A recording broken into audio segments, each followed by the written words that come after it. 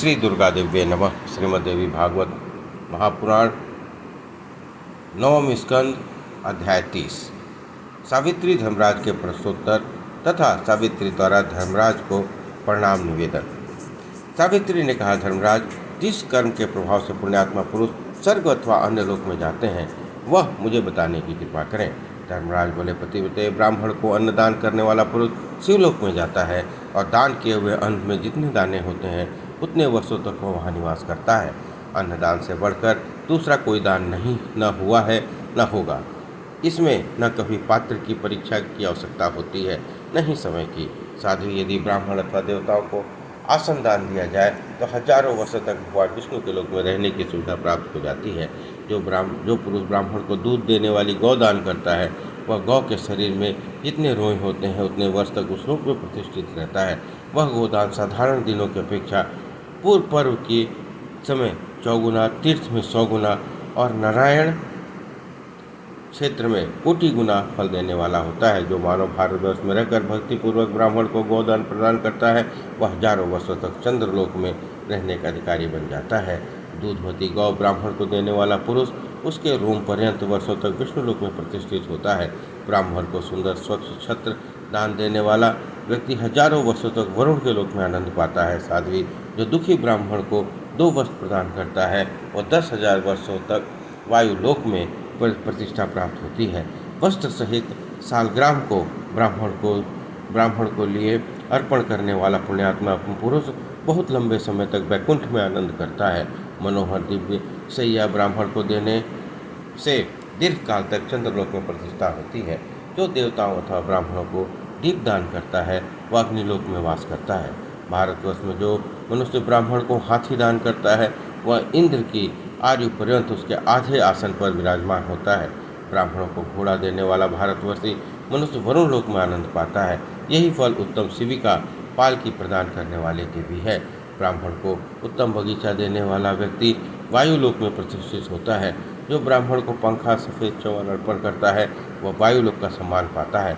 धन और रत्न दान देने वाला दीर्घायु भी विद्वान हो सकता है। दाता और प्रतियोगिता दोनों ही वैकुंठ लोक में चले जाते हैं। जो भारतवर्ष में निरंतर भगवान श्री हरि के नाम का कीर्तन करता है वह चिरंजीवी मनुष्य को देखते ही मृत्यु भाग जाती है। भारतवर्ष में जो विद्वान मनुष्य पूर्णिमा की रात में दोलोत्सव मनाने का प्रबंध करता है वह जीवन मुक्त है। इस लोक में सुख होकर अंत में भगवान विष्णु के धाम को प्राप्त हो जाता है। उत्तर फाग्नि में उत्सव मनाने से इसे दुगना फल मिलता है। जो भारतवर्ष में ब्राह्मण को तिल दान करता है वह शिव जी के धाम को सम्मान पाता है। इसके बाद उत्तम योनि में जन्म पाकर चिरंजीवी हो सुख भोगता है। तांबे के पात्र में तिल रखकर दान देने से दुगना फल मिलता है। जो योग सदाचार संपन्न कन्या को आभूषण संलग्नित करके वस्त्र सहित भार्या बनाने के लिए ब्राह्मण को अर्पण करता है वह दीर्घ काल तक चंद्रलोक में प्रतिष्ठित होता है। तदनंतर उसका गंधर्व लोक में स्थान पाना सुनिश्चित है। उसे दिन रात सुख भोग में बीतते हैं। तत्पश्चात सहस्त्रों जन्म में उसे सती, सौभाग्यवती, सुकुमारी और प्रिय भाषण करने वाली सुंदर स्त्री प्राप्त होती है। जो मनुष्य ब्राह्मण को सुपक फल प्रदान करता है वह इंद्रलोक का सम्मान पाता है। फिर उत्तम योनि में जन्म पाकर वह सुयोग्य पुत्र प्राप्त करता है। फल वाले वृक्षों के दान की महिमा इससे 1000 गुना अधिक बताई गई है। अथवा ब्राह्मण को केवल फल का भी दान करने वाला पुरुष दीर्घ काल तक स्वर्ग में वास करके पुनः भारतवर्ष में जन्म पाता है। भारतवर्ष में रहने वाला जो पुरुष अनेक द्रव्यों से संपन्न तथा भांति भांति के धान्यों से भरे पूरे विशाल भवन ब्राह्मण को दान करता है वह इसके फलस्वरूप दीर्घ काल तक देवताओं के लोक में वास करता है। तत्पश्चात उत्तम योनि में जन्म पाकर वह महान धनवान होता है। साध्वी हरी भरी खेती से युक्त सुंदर भूमि भक्तिपूर्वक ब्राह्मण को अर्पण करने वाला पुण्यात्मा भारतवासी पूर्ण निश्चय पूर्वक वैकुंठ में प्रतिष्ठित होता है। जो मानव उत्तम गौशाला और गांव ब्राह्मण को दान करता है उसकी वैकुंठ लोक में प्रतिष्ठा होती है। फिर जहाँ भी उत्तम प्रजाएं हो वहाँ की भूमि पकी हुई खेतियों से लहला रही हो, अनेक प्रकार की पुष्करिणियों से संयुक्त हो तथा फल वाले वृक्ष और लताएं जिसकी शोभा बढ़ा रही हो, ऐसे श्रेष्ठ नगर भारतवर्ष में रहने वाला जो पुरुष ब्राह्मण को दान करता है वह बहुत लंबे समय पर्यंत कैलाश में सुप्रतिष्ठित होता है। फिर भारतवर्ष में उत्तम जन्म पाकर राजेश्वर होता है। उन लाखों नगरों का प्रभुत्व प्राप्त होता है जिसमें संचय नहीं है। निश्चय रूप से संपूर्ण ऐश्वर्य भूमंडल पर उसके पास विराजमान रहते हैं। अत्यंत उत्तम तथा मध्यम श्रेणी का भी नगर प्रजाओं से संपन्न हो, वापी तड़ाग और भली भांति के वृक्ष उसकी शोभा बढ़ाते हों, ऐसे 100 नगर ब्राह्मण को दान करने वाला पुण्यात्मा वैकुंठ लोक में सुप्रतिष्ठित होता है। जैसे इंद्र संपूर्ण ऐश्वर्य से संपन्न होकर स्वर्गलोक में शोभा पाते हैं, वैसे ही भूमंडल पर उस पुरुष की शोभा होती है। कोटि जन्मों तक पृथ्वी उसका साथ नहीं छोड़ती। वह महान सम्राट होता है। अपना संपूर्ण अधिकार ब्राह्मण को देने वाला पुरुष चौगुने फल का भागी होता है, इसमें संशय नहीं है। जब पुरुष तपस्वी ब्राह्मण को जम्बूद्वीप का दान करता है, उसे निश्चित रूप से 100 गुने फल प्राप्त होते हैं। जम्बूद्वीप का दान करने वाला संपूर्ण तीर्थों में निवास करने वाले, समस्त तपस्याओं में संलग्न, संपूर्ण श्रेष्ठ स्थानों के निवासी, सर्वस्व दान करने वाले तथा संपूर्ण सिद्धियों के पारंगत जो भगवती जगदम्बा के उपासक पुरुष हैं, उन्हें पुनः जगत में जन्म धारण करना नहीं पड़ता। उनके सामने असंख्य ब्रह्माओं का परिवर्तन हो जाता है, किंतु वे भगवती के मणिद्वीप नामक उत्तम स्थान में सुप्रतिष्ठित रहते हैं। भगवती के मंत्र की उपासना करने वाले पुरुष अपना मानव शरीर त्याग करने के पश्चात जन्म मृत्यु एवं जरा रहित वैभव संपन्न द्रव्य रूप धारण करके भगवती जगदम्बा की सेवा में संलग्न हो जाते हैं। ऐसे सारूप्य मुक्ति प्राप्त हो जाती है। वे मणिद्वीप में निवास करते हैं। देवता, सिद्ध और अखिल विश्व ये सब के सब समय अनुसार नष्ट हो जाते हैं, किंतु देवी भक्तों का कभी नाश नहीं होता। जन्म मृत्यु और वृद्धावस्था उनके निकट नहीं आ सकते। जो पुरुष कार्तिक मास में श्रीहरि को तुलसी अर्पण करता है, वह 3 युगों तक भगवान के भवन में विराजमान होता है। फिर उत्तम कुल में उसका जन्म होता है और निश्चित रूप से भगवान के प्रति उसके मन में भक्ति उत्पन्न होती है। भारत में रहने वाले जितेंद्रिय पुरुषों को यह प्रमुख होकर भूमंडल पर सुप्रतिष्ठित होता है। जो पुरुष अरुणोदय के मध्य समय में गंगा में स्नान करता है, उसे दीर्घकाल तक भगवान श्रीहरि के मंदिर में आनंद का लाभ करने का सुअवसर मिलता है। फिर वह उत्तम योनि में आकर भगवान श्रीहरि के मंत्र की उपासना करता हुआ शरीर धारण किए रहता है। पुनः यथा समय मानव शरीर को त्याग कर भगवत धाम में जाता है। वहाँ से पुनः पृथ्वी तल पर आने की स्थिति उसके सामने नहीं आती। भगवान का सारूप्य प्राप्त कर वह उन्हीं के सेवाओं में सदा लगा रहता है। गंगा के सर्वदा स्नान करने वाला पुरुष सूर्य के भांति भूमंडल पर पवित्र माना जाता है। उसे पद पद पर अश्वमेध यज्ञ का फल प्राप्त होता है, यह निश्चित है। उसके चरण रस से पृथ्वी तत्काल पवित्र हो जाती है। यह वैकुंठ लोक में सुखपूर्वक निवास करता है। उस तेजस्वी पुरुष को जीवन मुक्त कहना चाहिए। संपूर्ण तपस्वी उसका आदर करते हैं। जो पुरुष भारतवर्ष में सुवासित जल से स्नान करता है, वो कैलाश का आनंद भोगता है। फिर उत्तम योनि में जन्म पाकर रूपवान, सुखी, शिवभक्त, तेजस्वी, वेद और वेदांग का परगामी विद्वान होता है। वैशाख मास में ब्राह्मण को शत्रु दान देने वाला पुरुष शिव मंदिर में प्रतिष्ठित होता है। भारतवर्ष में रहने वाला जो प्राणी किस जन्माष्टमी का व्रत करता है, वो जो 100 जन्मों तक पापों से मुक्त हो जाता है, इसमें संशय नहीं है। यह दीर्घकाल तक वैकुंठ में आनंद भोगता है। फिर उत्तम योनि में जन्म लेने पर वह भगवान श्री कृष्ण के प्रति भक्ति उत्पन्न हो जाती है, यह निश्चित है। इस भारतवर्ष में शिवरात्रि का व्रत करने वाला पूर्व दीर्घकाल तक शिवलोक में प्रतिष्ठित होता है। इस शिवरात्रि के दिन भगवान शंकर को बिल्व पर चढ़ाता है। वह अनेक युगों तक कैलाश में सुख पूर्वक वास करता है। पुनः श्रेष्ठ योनि में जन्म लेकर भगवान शिव का परम भक्त होता है। विद्या, पुत्र, संपत्ति, प्रजा और भूमि ये सभी उसके लिए सुलभ रहते हैं। जो व्रति पुरुष चैत्र या माघ मास में शंकर की पूजा करते हैं तथा वेद लेकर उनके सम्मुख दिन रात भक्तिपूर्ण नृत्य करने में तत्पर रहता है, वह चाहे 1 मास, आधा मास, 10 दिन, 7 दिन, 2 दिन या 1 दिन ऐसा क्यों न करे, उसे भगवान शिव के लोक में प्रतिष्ठा प्राप्त होती है। साध्वी, जो पुरुष भगवती की शरतकालीन महापूजा करता है, साथ ही नृत्य, गीत और वाद्य आदि द्वारा नाना प्रकार के उत्सव मनाता है, वह पुरुष भगवान शिव के लोक में प्रतिष्ठित होता है। फिर श्रेष्ठ योनि में जन्म पाकर वह राजाधिराज होता है। निर्मल बुद्धि, अतुल संपत्ति, पुत्र पौत्रों की अभिवृद्धि, महान प्रभाव तथा हाथी, घोड़े आदि वाहन ये सभी उसे प्राप्त हो जाते हैं। इसमें कोई भी संशय नहीं है। जो पुरुष पुण्य क्षेत्र भारतवर्ष में रहकर शुक्लाष्टमी के अवसर पर महालक्ष्मी की उपासना भक्तिपूर्वक निरंतर 1 पक्ष भर करता है, 16 प्रकार के उत्तम उपचारों से भली भांति पूजा करने में संलग्न रहता है वह पुरुष गोलोक में रहने का अधिकारी होता है। भारतवर्ष में कार्तिक पूर्णिमा के शुभ अवसर पर सैकड़ों गोप और गोपियों के साथ भगवान कृष्ण रासमंडल संबंधी उत्सव मनाने की बड़ी महिमा है। उस दिन पाषाणमयी प्रतिमा में 16 प्रकार के उपचारों द्वारा राधा कृष्ण की पूजा करें। इस पुण्यमय कार्य को संपन्न करने वाला पुरुष गोलोक में वास करता है और भगवान श्री कृष्ण का परम भक्त होता है। उसकी भक्ति क्रमशः वृद्धि को प्राप्त होती है। वो सदा भगवान श्री हरि का मंत्र जपता है। वहाँ भगवान श्री कृष्ण के समान रूप प्राप्त करके उसका प्रमुख पार्षद होता है। जरा और मृत्यु को जीतने वाला यह पुरुष का पुण्य वहाँ से पतन नहीं होता। जो पुरुष शुक्ल अथवा कृष्ण पक्ष की एकादशी को व्रत करता है उसे वैकुंठ में रहने की सुविधा प्राप्त होती है। फिर भारतवर्ष में आकर वह भगवान श्री कृष्ण का अनन्य उपासक होता है। क्रमशः भगवान श्री हरि के प्रति उसकी दृढ़ भक्ति सुदृढ़ हो जाती है। शरीर त्यागने के बाद पुनः गोलोक में जाकर वह भगवान श्री कृष्ण का सारूप्य प्राप्त करके उनका पार्षद बन जाता है। पुनः उसका संसार में आना नहीं होता। जब पुरुष भाद्रपद मास की शुक्ल द्वादशी तिथि के दिन इंद्र की पूजा करता है वो सम्मानित होता है। जो प्राणी भारतवर्ष में रहकर रविवार, संक्रांति अथवा शुक्ल पक्ष की सप्तमी तिथि को भगवान सूर्य की पूजा करके हविष्य भोजन करता है वह सूर्यलोक में विराजमान होता है। फिर भारतवर्ष में जन्म पाकर आरोग्यवान और धनाढ़ पुरुष होता है। ज्येष्ठ महीने की कृष्ण चतुर्थी के दिन जो व्यक्ति भगवती सावित्री की पूजा करता है वह ब्रह्मलोक में प्रतिष्ठित होता है। फिर वह पृथ्वी पर आकर श्रीमान एवं अतुल पराक्रमी पुरुष होता है। साथ ही वह चिरंजीवी ज्ञानी वैभव संपन्न होता है। जो मानव माघ मास के शुक्ल पक्ष की पश्चिमी तिथि के दिन संयम पूर्वक उत्तम भक्ति के साथ षोडशोपचार से भगवती सरस्वती की आराधना करता है वह मणिद्वीप में स्थान पाता है। जो भारतवासी व्यक्ति जीवन भर भक्ति के साथ नित्य प्रति ब्राह्मणों को गौ और सुवर्ण प्रति प्रदान करता है वो वैकुंठ का सुख भोगता है।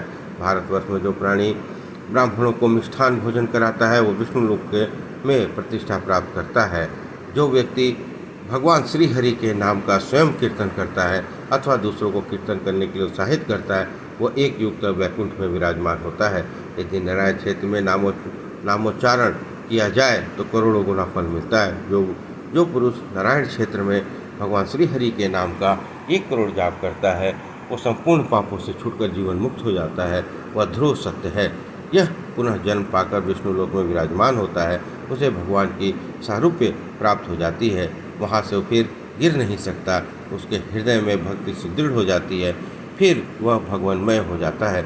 जो पुरुष प्रतिदिन पार्थिव बनाकर शिवलिंग की अर्चना करता है वो जीवन भर इस नियम का पालन करता है। वह भगवान शिव के धाम में जाता है और लंबे समय तक शिवलोक में प्रतिष्ठित रहता है।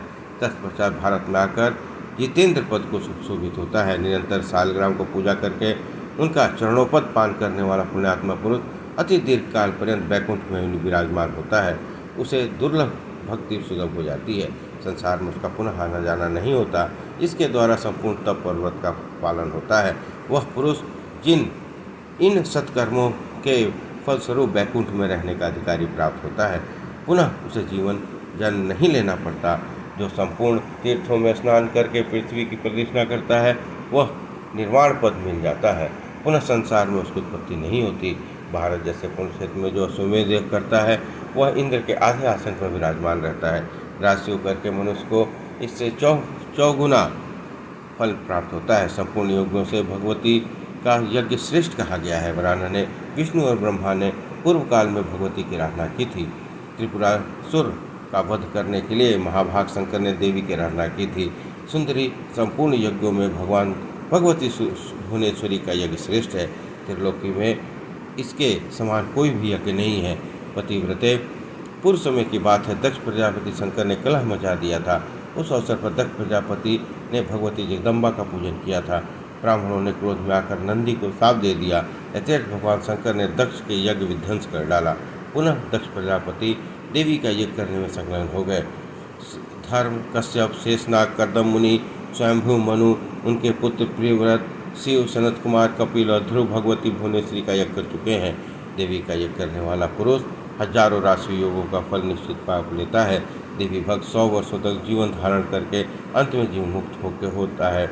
इसमें संशय नहीं है। भावनी इस प्रकार देवताओं में विष्णु, वैष्णव पुरुषों में नारद, शास्त्रों में वेद, वर्णों में ब्राह्मण, तीर्थों में गंगा, पुण्यात्मा पुरुषों में शिव, व्रतों में एकादशी, पुष्पों में तुलसी, नक्षत्रों में चंद्रमा, पक्षियों में गरुड़, स्त्रियों में भगवती, मूल प्रकृति राधा, सरस्वती, वसुंधरा, चंचल स्वभाव वाली, इंद्रियों में मन, प्रजापतियों में ब्रह्मा, प्रजाओं में राजा, वनों में वृंदावन, वर्षों में भारतवर्ष, श्रीमानों में लक्ष्मी, विद्वानों में सरस्वती, पवित्रता में भगवती दुर्गा, सौभाग्यवती श्री कृष्ण पत्नियों में राधा सरस्वती मानी जाती है। उसी प्रकार संपूर्ण यज्ञों में देवी यज्ञ श्रेष्ठ माना जाता है। संपूर्ण तीर्थों का स्थान, अखिल यज्ञों की दीक्षा, समस्त व्रतों एवं तपस्याओं और चारों वेदों का पाठ का तथा पृथ्वी की प्रदक्षिणा करने का फल अंत में ही प्राप्त होता है। यही भगवती भुवनेश्वरी की उपासना को करके पुरुष मुक्ति प्राप्त कर ले। पुराणों, वेदों और इतिहासों में सर्वत्र भगवती जगदम्बा के चरण कमलों की उपासना को ही सारभूत माना गया है। देवी के स्वरूप का वर्णन, उनका ध्यान, उनके नाम और गुणों का कीर्तन, स्तोत्रों का पाठ, नमस्कार, जप, उनका चरणोदक और नैवेद्य ग्रहण करना, यह नित्य का परम कर्तव्य है। साध्वी इसे सभी चाहते हैं और सर्वसम्मति से इसे सिद्ध भी है। वैसे अब तुम मूल प्रकृति निर्गुण परब्रह्म की निरंतर उपासना करो। मैं तुम्हारे पतिदेव को लौटा देता हूँ। इन्हें ले जाओ और सुखपूर्वक अपने भवन में वास करो। मनुष्यों का यह मंगलमय कर्म विपाक मैंने तुम्हें सुना दिया है। यह प्रसंग सर्वेक्षित, सर्वसम्मत और तत्व ज्ञान प्रदान करने वाला है। भगवान नारायण कहते हैं, नारद धर्मराज के मुख से उपयुक्त वर्णन सुनकर सावित्री की आंखों में आनंद के आंसू छलक गए। उसका शरीर पुलकायमान हो गया। उसे पुनः धर्मराज ने कहा, सावित्री बोली, धर्मराज, वेद वेताओं में श्रेष्ठ प्रभु, मैं किस विधि से उन भगवती भुवनेश्वरी की आराधना करूं, यह बताइए। भगवान, मैं आपके द्वारा मनुष्यों के मनोहर शुभ कर्म का विपाक सुन चुकी।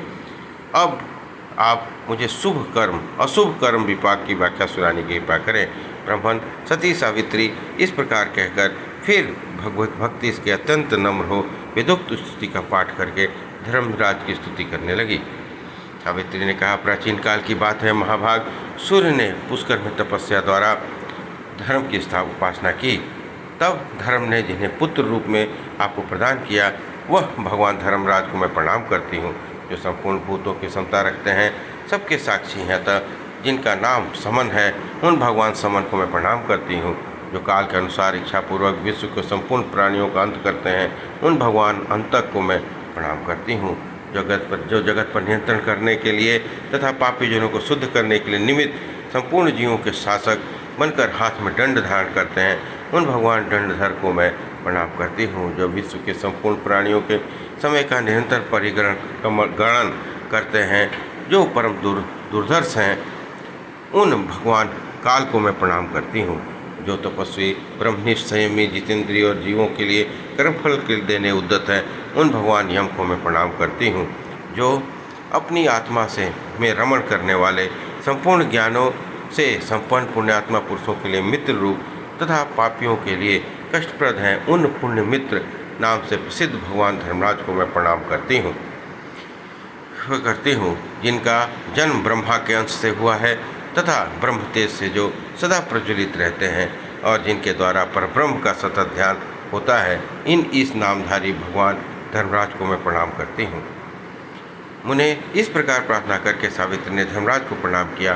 तब धर्मराज ने सावित्री को भगवती मूल प्रकृति का मंत्र और शुभ कर्मों का विपाक का प्रसंग सुनाया। जो मनु प्रातः उठकर निरंतर इस यमाष्टक का पाठ करता है, यमराज से भय नहीं होता, उसके सारे पाप नष्ट हो जाते हैं। यदि पापी व्यक्ति भी इस भक्ति के संपन्न करके निरंतर इसका पाठ करता है, तो यमराज उसके काय व्यूह से निश्चित ही उसकी शुद्धि कर देते हैं। इस प्रकार श्रीमद्देवी भागवत महापुराण 9वें स्कंद अध्याय 30 और 31 संपन्न हुआ। बोलिए दुर्गा महारानी की जय।